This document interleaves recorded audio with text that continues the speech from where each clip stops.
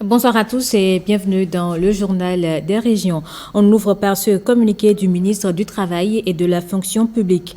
En raison de la célébration le vendredi 21 avril 2023 de la fête du Ramadan et conformément aux dispositions de la loi fixant les fêtes légales en République du Bénin, la dite journée est déclarée fériée, chômée et payée sur toute l'étendue du territoire national. Au nom du gouvernement, la ministre souhaite à toute la communauté musulmane une bonne fête de l'Aïd el-Fitr. A signé ce communiqué Adijatou Matisse. Et dans la même veine, le Bureau exécutif national de l'Union islamique du Bénin a réuni ses membres ce jour pour situer les uns et les autres sur la fin du jeûne musulman et la date officielle de la célébration de la grande prière de l'Aïd el-Fitr.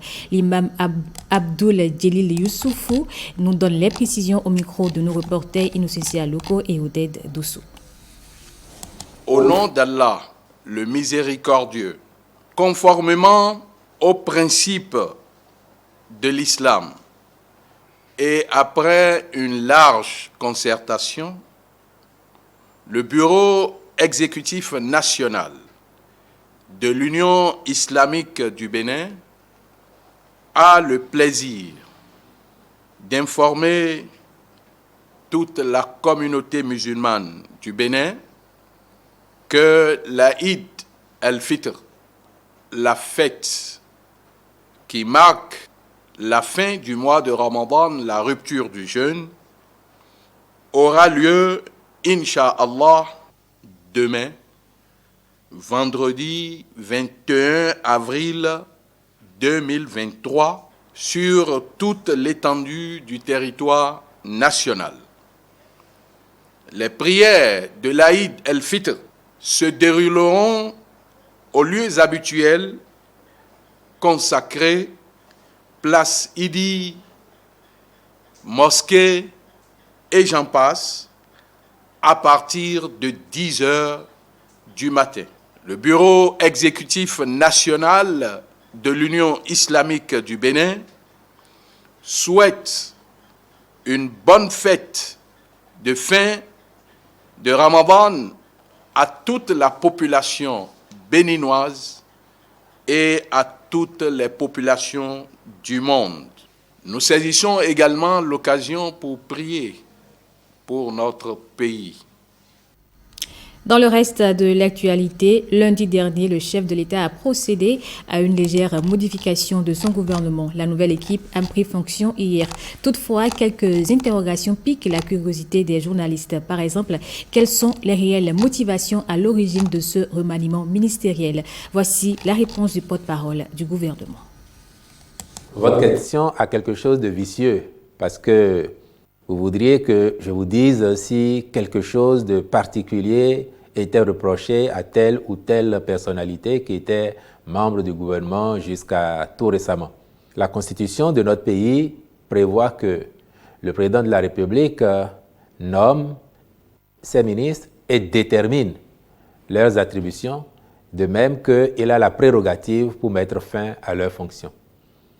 Le président de la République connaît les raisons pour lesquelles, à raison de leurs compétences, de leur engagement, il fait appel à des personnalités pour être à ses côtés dans l'œuvre républicaine que le peuple lui a confiée.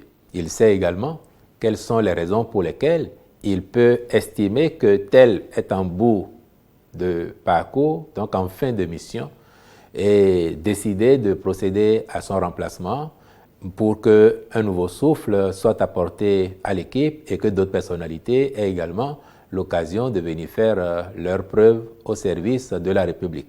Donc, à mon avis, il ne sied pas de s'attarder sur les raisons supposées ou réelles du départ de telle ou telle personnalité de l'équipe. Il faut juste considérer que ces personnalités sont arrivées en bout de course avec l'équipe actuelle, le temps pour d'autres de venir faire leurs preuves.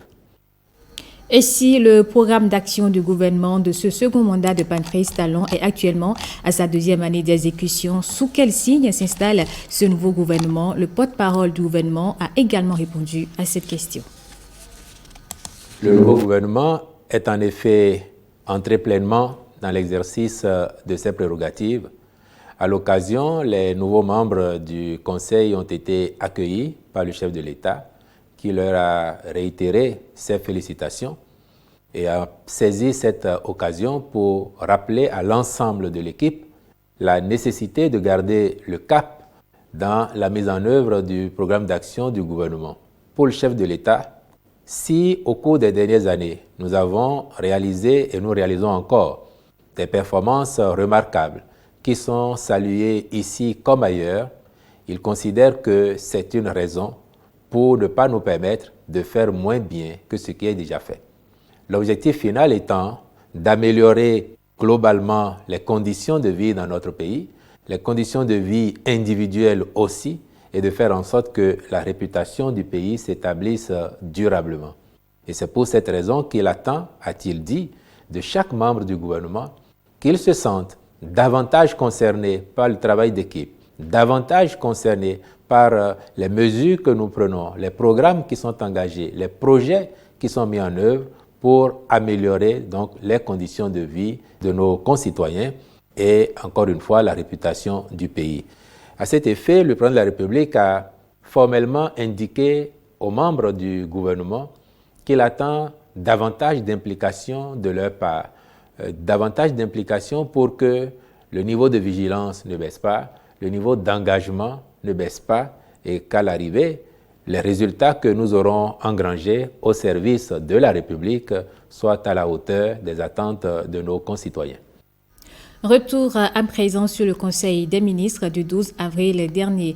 Lors des assises, le gouvernement a autorisé le recrutement et la formation à titre exceptionnel de 5000 jeunes pour constituer un groupement de projection des forces armées béninoises. C'est une solution pour répondre aux défis sécuritaires face aux incursions terroristes. Blaise Adampo nous en parle. Voici l'une des grandes décisions du Conseil des ministres du mercredi 12 avril 2023. Autorisation de recrutement à titre exceptionnel et de formation de 5000 jeunes gens pour constituer un groupement de projection des forces armées béninoises au titre des années 2023-2024. Ces 5000 recrues seront formés pour à terme être opérationnels sur le théâtre d'intervention. Après la formation commune de base, les recrues seront déployées dans les structures des forces armées béninoises pour une formation complémentaire à l'issue de laquelle elles seront projetées sur le théâtre d'intervention. Ces prochains agents des forces armées béninoises vont constituer un groupement de projection des FAB. Ainsi, en plus déjà de la garde nationale et d'autres corps et unités, les forces armées béninoises se dotent désormais et spécifiquement d'un groupement de projection que ces 5000 recrues viendront renforcer. La mission de ce groupement de projection sera de mener des opérations de sécurisation destinées à maintenir et entretenir durablement la quiétude des populations et l'attractivité du patrimoine touristique des localités de notre pays où s'enregistrent des tentatives d'incursion terroristes. À l'instar de plusieurs pays côtiers de l'Afrique de l'Ouest, le Bénin connaît aussi depuis un moment et par intermittence des tentatives d'incursion et d'attaques terroristes sur son sol. Il faut reconnaître que les forces armées béninoises vont vaillamment et avec succès face à ces attaques. L'initiative du gouvernement vient donc dans un contexte où le Bénin en parfaite intelligence avec ses voisins met les moyens nécessaires pour pousser les terroristes dans leur dernier retranchement. En matière de défense, la projection est l'ensemble des interventions conduites hors des frontières d'un État. Et donc le groupement de projection est un pas de plus pour une meilleure gestion des défis sécuritaires. Ce recrutement participe à la consolidation du dispositif de défense opérationnelle du territoire national. Il est aussi la preuve que le gouvernement est préoccupé par la quiétude des populations, la libre circulation des personnes et des biens et la nécessité de faire du territoire béninois un espace sécurisé afin que les efforts pour révéler le pays au monde puissent porter leurs fruits. Toujours en Conseil des ministres du 12 avril dernier, les membres du gouvernement ont notifié la révocation des secrétaires exécutifs des communes de Cotonou, Semek-Podji et Koyokbe. Un tirage au sort des cadres inscrits au fichier national des principales fonctions administratives et techniques a eu lieu. De nouveaux candidats occupent désormais les postes. Les précisions avec Ariane Da Silva et Alexis Seguemo. Au poste de secrétaire exécutif pour les mairies de Cotonou, Semepoji et Houéogbe, Paterne Ange Amoussouga, Daniel Ignace Abiodun Maouyon Yolonfon et Yari Sabiyari Oro Goroso tirent leur épingle du jeu. Ils ont été tirés au sort en remplacement des 3 secrétaires exécutifs révoqués en Conseil des ministres le 12 avril dernier pour des raisons de mauvaise gouvernance. Cette décision qui revêt une gravité et une pédagogie de haute portée sonne pour nous tous comme un rappel de l'objectif de la réforme structurelle du secteur de la décentralisation qui est de séparer les fonctions politiques de celles administratives et techniques dans les mairies à l'effet d'induire une nouvelle culture de gestion et de pilotage des actions locales de développement. Au cours de l'exercice, un nouveau responsable des affaires administratives et financières a été tiré au sort pour la mairie de Lalo suite à la démission du titulaire au poste. Avant-hier seulement, elle nous avait parvenu une lettre de démission pour des raisons qui lui sont propres. D'autres cadres ont aussi été tirés au sort pour occuper des fonctions administratives et techniques. Tirage au sort de 22 rades provenant des communes de Karimama, Segmana, Kouane, Tanguita, Tukuntuna, Bomase, Tofo, Tchaourou, Bante, Glazoué, Tchakotomen, Lalo, Toviklin, Kopargo, Djougou, Atieme, Koumen, Houéogbe, Adjawere, Ketou, Mwenkiz et Zakota. Les responsables des services techniques RST, 23 communes sont concernées. Boukombe, Kerou, Kouane, Tukuntuna, Bomase, Tofo, Kalale, Perere, Tchaourou, Glazoué, Wesse, Aplakwe, Djakotomen, Lalo, Koulekame, Kopargo, Grand Popo, Houéogbe, Avrankou, Adjawere, Sakete, Aboumé et Ouenki. Et enfin, les responsables des services d'information RSI seront 16. C'est Banikouara, Kobli, Zé, Bembereke, Sinandé, Toviklin, Save, Djougou, Wake, Bopa, Semepoji, Adjara, Adjomou, Sakete, Ketou et Zobodome. En plus des titulaires, des suppléants à chacune des fonctions administratives et techniques ont aussi été sélectionnés au cours de l'exercice de tirage au sort. Le bureau de l'Association nationale des communes du Bénin s'est réuni à Boïcon pour valider ses différents rapports d'activité au titre de l'année 2022. Le maire Luc Atropo, président de l'ANCB, a saisi l'occasion de cette rencontre pour présenter quelques réalisations à mettre à l'actif de l'association et les projections qui se profilent pour 2023. Renaud Akapo et Giscard Akpovi. L'exercice est quasi annuel et le bureau national de l'ANCB n'y a pas dérogé. La ville de Boïcon a été le point de ralliement et durant 2 jours, les activités menées au cours de l'année 2022 ont été passées en revue. Nous avons procédé au lancement d'une tournée de remise de dons aux populations des communes touchées par les inondations. Cette initiative nous a permis d'impacter 49 communes réparties dans 11 départements. À cela, il faut ajouter la réalisation d'infrastructures socio-communautaires telles que les modules de classe, plus bureaux et magasins, des maternités réfectionnées dotées d'équipements sanitaires modernes, des forages sans oublier la distribution des kits scolaires grâce à notre partenariat stratégique avec le consulat du Bénin à Naples. Dans cette dynamique mue par la solidarité agissante et la quête permanente d'un mieux-être pour les populations, l'Association nationale des communes du Bénin a initié le projet de prévention de l'extrémisme violent. Le lancement du dit projet a eu lieu le 13 mars 2023 à Kandi.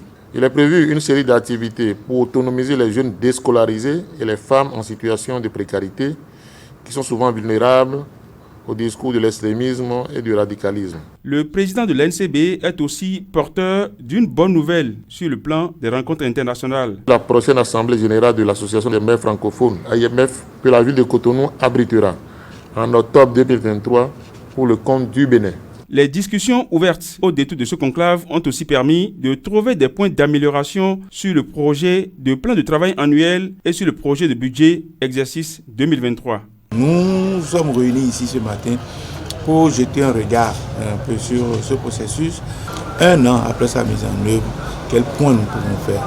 Voilà autant de questions sur lesquelles nous pensons nous pencher tout au long de cette session. Le maire Luc Atropo a pour finir invité ses pairs à maintenir cette même dynamique pour relever les nombreux défis qui se profilent à l'horizon. Piqûre de rappel en raison de la célébration le vendredi 21 avril 2023 de la fête du Ramadan et conformément aux dispositions de la loi fixant les fêtes légales en République du Bénin, la dite journée est déclarée fériée, chômée et payée sur toute l'étendue du territoire national. Au nom du gouvernement, la ministre souhaite à toute la communauté musulmane une bonne fête de l'Aïd el-Fitr. A signé ce communiqué Adijatou Matisse. Et c'est la fin de ce journal. Merci à vous de l'avoir suivi.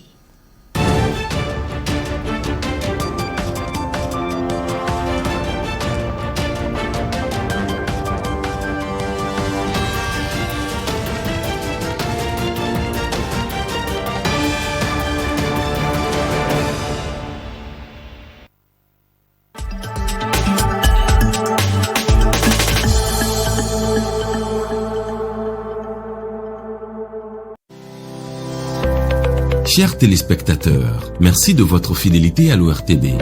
La TNT est désormais une réalité dans les foyers béninois.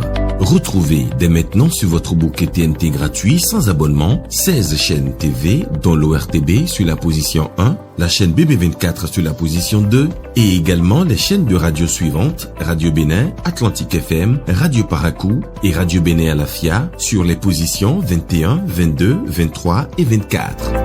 Pour cela, courez vite acquérir votre kit de réception composé d'un décodeur TNT agréé, d'une antenne râteau,